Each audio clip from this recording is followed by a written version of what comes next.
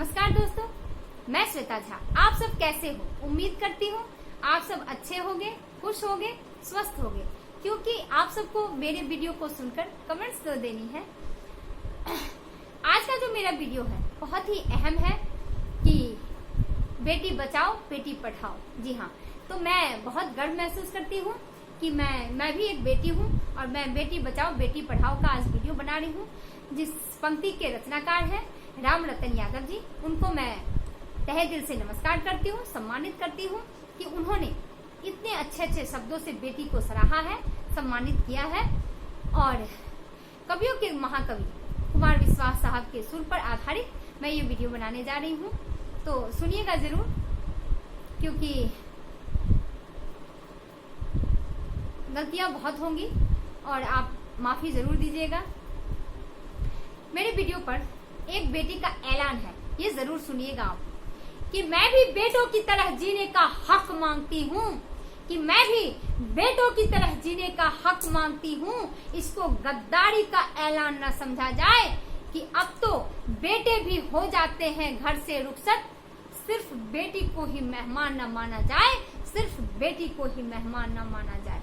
जी हाँ, अगर बेटी नहीं तो बेटा नहीं, बेटा नहीं तो बहू नहीं, बहू नहीं तो पोते नहीं, पोते नहीं तो कुल नहीं, कुल नहीं तो समाज नहीं, समाज नहीं तो गांव नहीं, और गांव नहीं तो देश में तरक्की कहाँ से होगी और देश कहाँ से होगी। अगर बेटी नहीं तो देश नहीं। तो इसलिए बेटी बचाओ बेटी पढ़ाओ। और मेरी अगली पंक्तियां हैं, सुनिएगा जरूर। पढ़ाओ खूब जगवालो जगत की शान बेटी है, पढ़ाओ खूब जगवालो जगत की शान बेटी है। धरा जैसे जो पूजते हैं वही सम्मान बेटी है, धरा जैसे जो पूजते हैं वही सम्मान बेटी है। जी हाँ, जब हम अपने सपनों का आशियाना बनाने जाते हैं, सबसे पहले हमारा क्या कर्तव्य होता है? धरा की पूजा यानी धरती की पूजा, यानी उसे हम क्या कहते हैं? भूमि पूजन। जी हाँ, भूमि पूजन करते हैं। इसी तरह से हम बेटियों को भी पूजित बनाएं धरती की तरह। जैसे घर बनाने के समय हम भूमि पूजन करते हैं, इसी तरह से हमारी कुल की और उस धरती की पूजा से हमारा जो महल है उसकी नींव मजबूत होती है। मजबूती के लिए हम धरती की पूजा करते हैं कि इसकी नींव मजबूत रहे। इसी तरह से कुल की मजबूती के लिए हम बेटियों को भी पूजित बनाएं, बेटियों को भी सम्मानित बनाएं, तो हमारे कुल की जो मर्यादा है वो बरकरार रहेगी। तो क्या कहते हैं? पढ़ाओ खूब जगवालो जगत की शान बेटी है, धरा जैसे जो पूजते हैं वही सम्मान बेटी है। और बहाना कर कि जब बेटा भंवर में छोड़ जाता है तो क्या, तो दोनों कुल संभाले जो वही अभिमान बेटी है, तो दोनों कुल संभाले जो वही अभिमान बेटी है। जी हाँ, एक बेटा जब पैदा लेता है तो बहुत आजे बाजे सहनाइयां बजती है, पार्टी होते हैं कि बेटा हुआ। और वही बेटा जब अच्छे एजुकेशन ले लेता है, बहुत अच्छी बात है, बहुत ऊंचाई पे जाता है, उसे विदेश से भी ऑफर आने लगते हैं नौकरी के। जब वो बेटा विदेश चला जाता है, फिर उसकी माँ उसकी शादी के लिए अच्छी लड़की की तलाश में रहती है। तो जब बेटी को नहीं पढ़ाओगे, जब बेटी को शिक्षित नहीं बनाओगे तो बहु शिक्षित कहाँ से ढूंढोगे? तो जब उनको शिक्षित बहू मिल जाती है तो वो अपने बेटे की शादी कर देती हैं। और जब बेटा विदेश जाने लगता है वापस, तो अपनी माँ से क्या कहता है कि माँ तुम इस घर में अकेली पड़ी पड़ी क्या करोगी? मैं तो विदेश जा रहा हूँ तुम्हारी बहू को लेकर, मैं जब वहाँ सेटल हो जाऊंगा जब तुम्हें यहाँ लेने आ जाऊंगा, इससे पहले तुम अकेली पड़ी पड़ी घर में क्या करोगी? तुम्हें देखभाल करने के लिए भी यहाँ कोई नहीं होगा, इसलिए माँ प्लीज तुम कुछ दिनों के लिए वृद्धाश्रम चली जाती तो अच्छा होता।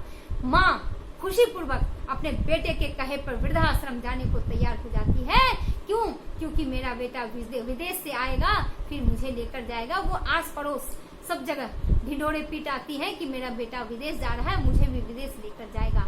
और जब बेटा विदेश चला जाता है तो मुड़कर नहीं देखता कि माँ वृद्धाश्रम में मर गई या जीवित भी है।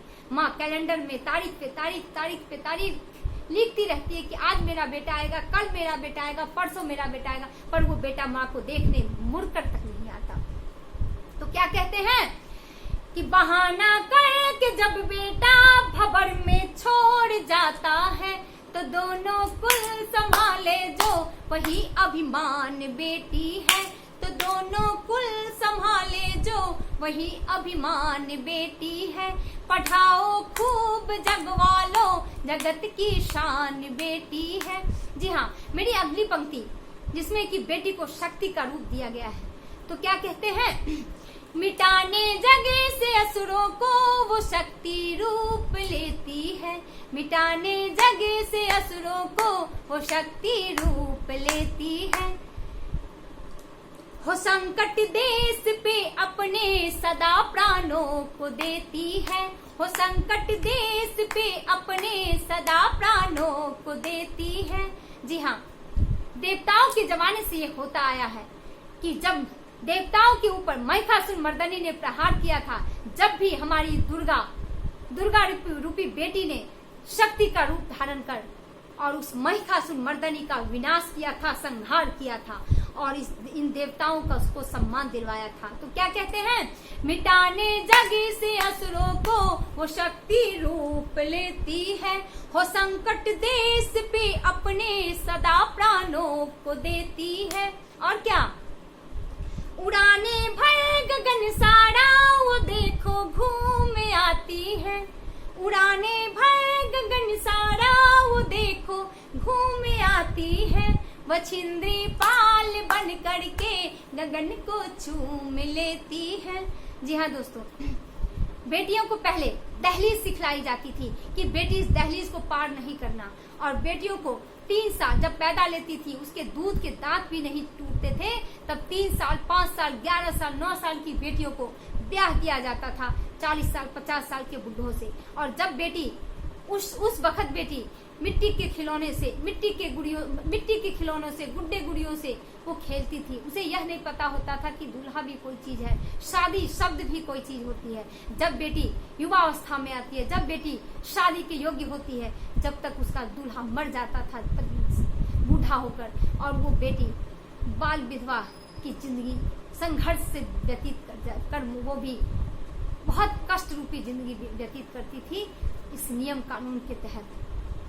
तो आज की बेटियों को उड़ाने भरना सिखलाई जाती हैं, हवाई जहाज चलाना सिखलाई जाती है, वछिंद्री पाल बनना सिखलाई जाती हैं जो कि गगन को चूम कर आई हैं, वछिंद्री पाल बनना सिखलाई जाती है, प्रतिभा सिंह पाटिल बनना सिखलाई जाती है, कल्पना चावला बनना सिखलाई जाती है, सानिया नेहवाल बनना सिखलाई जाती है, सानिया मिर्जा बनना सिखलाई जाती है, इंदिरा गांधी बनना सिखलाई जाती है, कविता बबीता बनना सिखलाई जाती है। जी हाँ, तो क्या कहते हैं, उड़ाने भर गगन सारा वो देखो घूम आती है, वछिंद्री पाल बन करके गगन को चूम लेती है, पढ़ाओ खूब जगवालो जगत की शान बेटी है।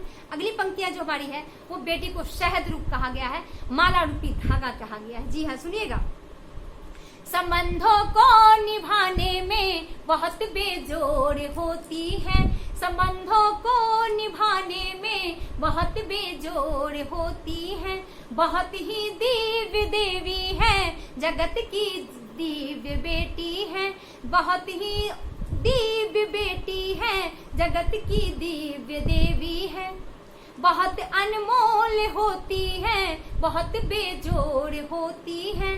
जी हाँ, बेटी बहुत अनमोल होती है, बहुत बेजोड़ होती है, वो माला रूपी धागा होती है, कुल के हर सदस्य को मोती की तरफ फिरोती रहती है एक ही धागे में, कि सब कुल के लोग एक जगह रहें, खुशी खुशी रहें, मतलब सम्मिलित रहें। तो बेटियों को संबंध भी निभाना बहुत अच्छी तरह से आता है, क्योंकि मेरी भी एक बेटी है और एक बेटा है, बेटा भी मेरा बहुत प्यारा है, बहुत केयरिंग है, बहुत बहुत ख्याल रखता है, पर बेटी से कम, बेटी जितना नहीं। क्योंकि आज जो मैं आपके सामने इस चैनल पर सिंग विद श्वेता चैनल जो मेरा है, इस चैनल पे मैं हूँ तो सिर्फ मैं अपनी बेटी के कारण हूँ, मैं बेटी के प्रोत्साहन के कारण हूँ, मैं बेटी के मोटिवेशन के कारण हूँ। मुझे बेटी ने बहुत प्रोत्साहित किया है कि मम्मा आप अपना एक चैनल बनाओ, आप अपना एक चैनल बनाकर वीडियो बनाओ। मैंने कहा मेरे से तो ये होगा नहीं, मुझे उम्मीद ही नहीं थी, मुझे खुद पर भरोसा नहीं था, क्योंकि मैं भी घर से कभी कहीं बाहर गई नहीं, तो मुझे भी नहीं उम्मीद थी कि मैं कुछ कर पाऊंगी। पर बेटी के प्रोत्साहन से आज मैं यहाँ आपके सामने बैठी हूँ तो बेटी के कारण, तो मैं इस बेटी को सलाम करती हूँ। और क्या कि संबंधों को निभाने में बहुत बेजोड़ होती है, बहुत ही दिव्य देवी है, जगत की दिव्य बेटी है, बहुत अनमोल होती है, बहुत बेजोड़ होती है। और क्या विदा हो माँ के आंचल से नए घर जब वो जाती है, विदा हो माँ के आंचल से नए घर जब वो जाती है। और अपरिचित लोगों से रिश्ता वहाँ भी जोड़ लेती है, अपरिचित लोगों से रिश्ता वहाँ भी जोड़ लेती है। आखिर में मेरी एक पंक्ति है, सुनिएगा कि धीरज साहस मर्यादा पर बेटी का अधिकार है, शिक्षा दीक्षा अर्थ जगत में इनकी जय जयकार है, शिक्षा दीक्षा अर्थ जगत में इनकी जय जयकार है। धरा वहां फट जाएगी इनका जहां दमन होगा, जिस घर में बेटी होगी उस घर में सदा अमन होगा, उस घर में सदा अमन होगा। धन्यवाद।